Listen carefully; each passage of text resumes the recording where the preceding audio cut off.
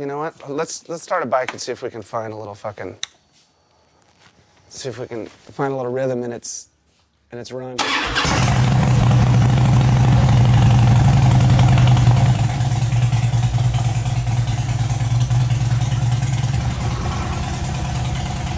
Trying to find a pair of drumsticks in here. You know what? Thanks.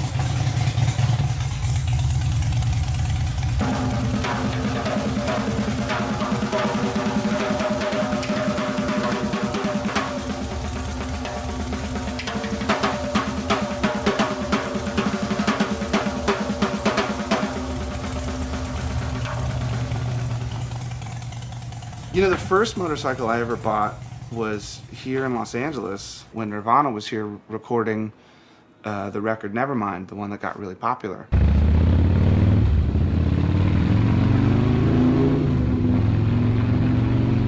I'd always wanted a motorcycle.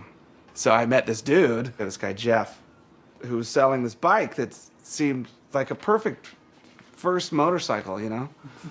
I remember I bought the thing, $800, borrowed the money from our management company. I didn't have the money.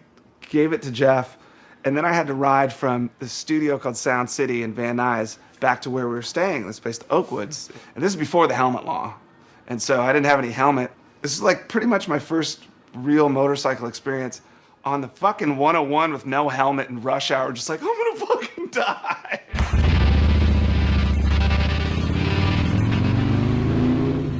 I would ride around at night, and I'd ride through the hills, kind of like dreaming about being in a band that made it and having a motorcycle, which every time I ride around the hills in Los Angeles, I think about when I was dreaming about riding around the fucking hills in Los Angeles. So that's kind of how I started riding.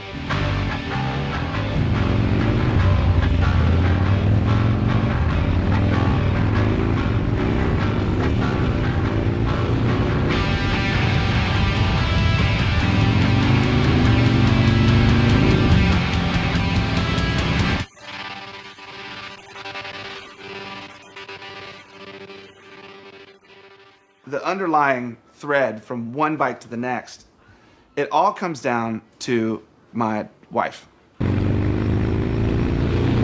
She's never been on a bike. I've been riding for 20 years, and she's never been on a bike and is kind of freaked out about being on a bike. So I basically asked my wife, I'm like, babe, what kind of motorcycle do you think you're gonna wanna get on? And she really thought about it for a while, and she couldn't come up with anything. And then one day we were at this diner, and here comes this bright yellow Goldwing trike. It looked like a deer hunting jacket with 3 wheels. I don't know how to explain it. It was the brightest, ugliest fucking thing you've ever seen in your life. And she looks at it, she goes, oh, and it's in reverse, beep, beep. And she's like, oh, I'll get on one of those.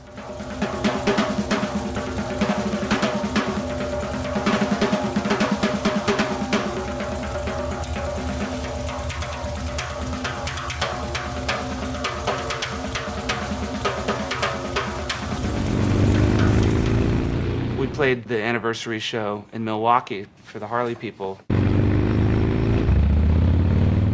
I'll be the first one to say, like, put me on a drum set and I'll beat the shit out of it and it's great. Put me in a garage, I have no idea what I'm doing. I was amazed when we went to the headquarters and we went to their factory. You know, they kind of gave us this Willy Wonka tour through the thing. It was awesome, man.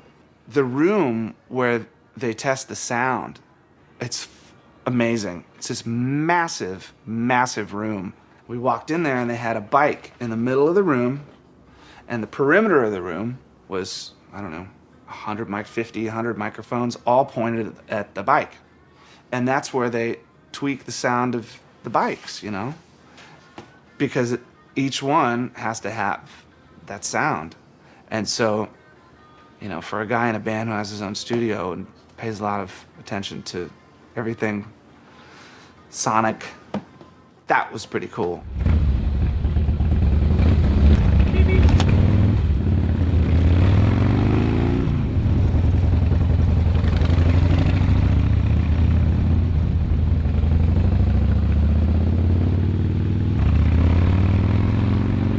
It's not something that I ever imagined owning.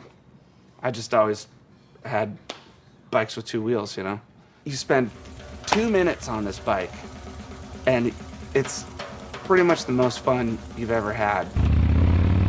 It handles really well. It's comfortable as shit.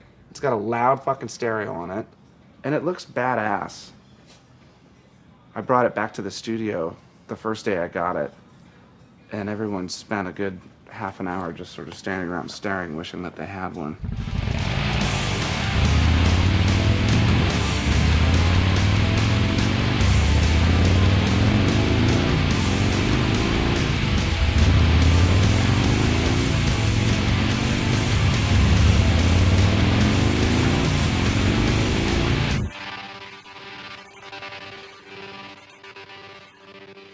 Whether it's working at home or working at the studio or the family stuff at home, I'm usually pretty swamped, and to have a good hour or so a day just to turn it off and be in your own world makes a big difference, because you come up with lyric ideas, you come up with different rhythms, and I'm constantly humming in my head.